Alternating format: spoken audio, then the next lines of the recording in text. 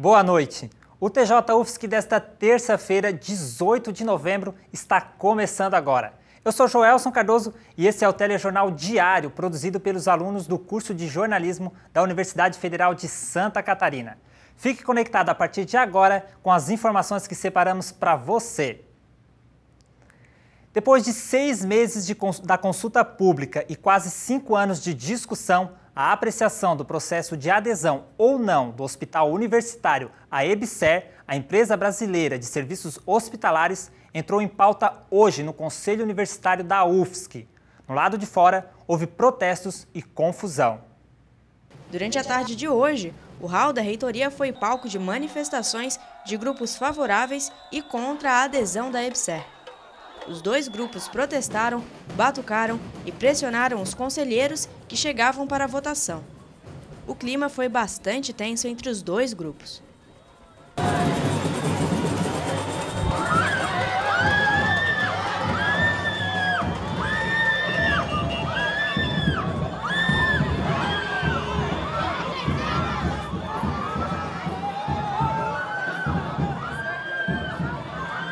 Durante todo o tempo, tanto o grupo que era a favor da adesão à EBSER, quanto o grupo que era contra, buscavam marcar sua posição. Nós estamos aqui a favor da EBSER. Nós precisamos aderir à EBSER. Agora, no final do ano, mais de 100 funcionários FAPEUs vão ser demitidos.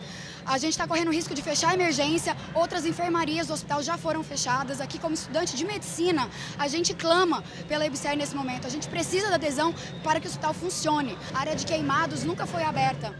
Isso, se a gente conseguir a adesão da EBSER, a gente vai conseguir abrir a área de queimados. O Hospital Universitário deveria ser referência de queimados no estado, infelizmente não é. E não é por falta de alunos, de professores. Realmente a gente precisa de mais verba. Os funcionários estão sendo despedidos a cada ano que passa. A gente perde mais ou menos 10% da verba anualmente se a gente não adere à EBSER. E a maioria dos hospitais universitários do Brasil já aderiu à EBSER, está funcionando a pleno vapor, está voltando a recontratar o pessoal e nós somos um dos únicos do país que não aderiu ainda. E a gente precisa dessa adesão para continuar funcionando bem e atender a demanda da população. Não é somente a UFSC que não aderiu à EBSER, são outras 19 universidades federais que não aderiram, que seus hospitais não aderiram à EBSER. E a gente se preocupa muito com isso porque fere a autonomia universitária, né? Hoje o ensino, a pesquisa e a extensão, que são realizadas dentro do HU, são feitos através dos centros, né? Dos centros de ensino que a gente tem dentro da universidade. Com a empresa, essa lógica vai ficar subordinada à vontade da empresa, né? À demanda da empresa. E é muito claro que dentro da lei é uma empresa pública de direito privado, mas que visa o lucro.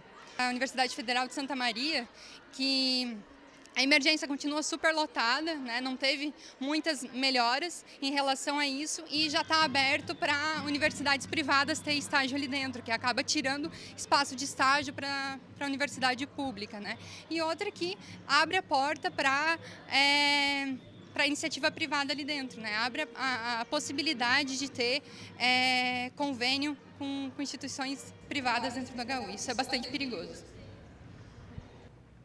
O relator do processo, professor Carlos Locatelli, disse no início da sessão que não iria apresentar o seu parecer e seu voto porque a reitoria da UFSC não respondeu a uma carta de pedidos de informação para finalizar o parecer. A mesma carta foi enviada a outros membros da universidade e foi respondida. Com isso, ele solicitou a retirada do processo da ordem do dia. Uma nova reunião já foi convocada para essa sexta-feira, dia 20. Vamos falar de esporte agora. Esse final de semana aconteceu o Festival Samba Universitário de Surf. O evento foi organizado pela Ibrasurf e a Surf Festival Universitário e realizado na Praia Mole aqui em Floripa. A nossa equipe esteve lá conferindo o que rolou e você pega essa onda agora com a gente. A onda 3.15 minutos para o término de bateria.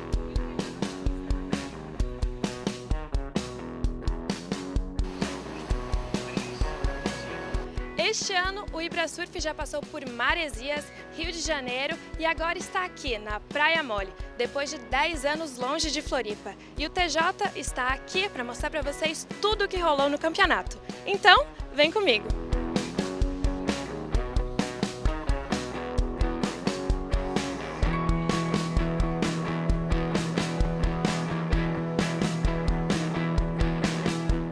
Bom, a gente estava querendo há muitos anos voltar para Floripa mesmo, né? Já fizemos eventos aqui no começo dos anos 2000. Então a gente juntou, né, o patrocínio que viabilizou financeiramente, o apoio do Surf Festival Universitário, da galera da UFSC, e trouxe de volta aí para Floripa o circuito brasileiro universitário. O campeonato conta com 4 categorias masculinas e uma feminina para a galera universitária, que é formada ou não em alguma universidade do Brasil. Sou do Rio, eu corri a primeira etapa lá e, apaixonei pelo campeonato, e Floripa sempre foi um lugar que eu quis conhecer. Mas o campeonato não teve só surf não. Além da atividade do campeonato de surf, nós proporcionamos diversas atividades para os universitários e para a galera em si que está na praia, como slackline, mini ramp, temos um concurso de fotografia, temos show de bandas, DJ, enfim, a grande diferença para um campeonato de surf normal para os nossos festivais é justamente essas outras atividades complementares. E o pessoal que estava na areia pode testar sua agilidade na tenda da Subway e ainda concorrer a uma prancha. Foi um campeonato de muita diversão dentro e fora da água.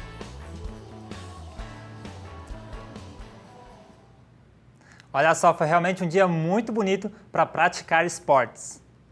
Agora é hora de nosso repórter Felipe Salles trazer as informações de hoje no nosso quadro Giro TJ.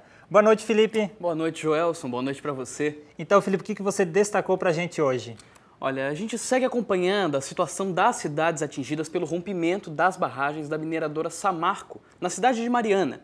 Eu falei na semana passada como o uso de imagens de satélite estavam ajudando as operações de resgate. Pois bem, agora eu vou mostrar para você o impacto que essas imagens provocam. Esse é o distrito de Bento Rodrigues, com a barragem do Fundão ali atrás da imagem, antes da tragédia. Agora veja como ficou essa região depois de todo o acidente. E esse acidente pode ser ainda maior. Hoje, a mineradora responsável afirmou que outras 2 barragens estão com risco de rompimento. A barragem de Santarém apresenta 37% de chance de se romper. A de Germano, 22%. Hoje, as vítimas da tragédia começaram a dar os seus primeiros depoimentos à justiça. Ou seja, a situação que já é bem trágica, bem triste por lá, pode ficar ainda maior, né? Exatamente. Já estão sendo feitas algumas obras emergenciais para tentar evitar essa situação, né? Hoje, o ministro de Defesa francês, Jean-Yves Le Drian, pediu formalmente à União Europeia por mais ajuda militar após os ataques sofridos na noite da última sexta-feira em Paris. O apoio dos Estados-membros da União Europeia foi unânime. Isso só demonstra que uma política de paz não está em questão. Depois do grupo terrorista Estado Islâmico ter assumido o comando do atentado, o país europeu já bombardeou algumas cidades sírias neste fim de semana. Os últimos números mostravam que o atentado de Paris, 129 pessoas foram mortas e 350 ficaram feridas. E hoje a Rússia reconheceu que o avião que caiu no Egito também foi alvo de um atentado do Estado Islâmico, né? Exatamente, novas áreas sírias foram bombardeadas, né? Estamos longe de uma paz no mundo, né? Infelizmente. Infelizmente. Bom, para fechar o giro então, a declaração feita hoje pelo ator estadunidense Charlie Sheen de que tem o vírus HIV repercutiu dos sites de notícia aos de fofoca. Mas por trás de todos os holofotes de uma figura conhecida assumir essa doença, existe uma questão muito séria em relação à prevenção dela. No último relatório produzido pela UNAIDS, Programa das Nações Unidas sobre HIV, nós fomos informados de que os casos de AIDS reduziram nos últimos 10 anos no mundo. Mas aqui no Brasil, os índices continuam preocupando, especialmente nos jovens entre 15 e 19 anos, em que os casos aumentaram 54% nos últimos 10 anos. Acredita-se que hoje, 40 milhões de pessoas no mundo tenham a doença, mas só a metade delas saiba disso. São dados bastante preocupantes, né? Mesmo com todos os alertas e prevenções à disposição, esses números continuam crescendo. Exatamente, especialmente o uso da camisinha entre as prevenções, né? Não dá para vacilar, vamos usar. É preocupante. É isso para o Giro TJ de hoje, então, Felipe? É isso, o Giro TJ fica por aqui, Joelson, nós voltamos na próxima terça-feira. Bom, e assim como o Giro TJ, o TJ UFSC também vai ficando por aqui. Não deixe de nos acompanhar nas nossas redes sociais, que são no Facebook e o Instagram, né, Felipe? Exatamente, e de se conectar no nosso canal no YouTube. Entre em contato com a gente também pelo e-mail jornaltjufsc@gmail.com. Nós voltamos amanhã. Tchau! Tchau!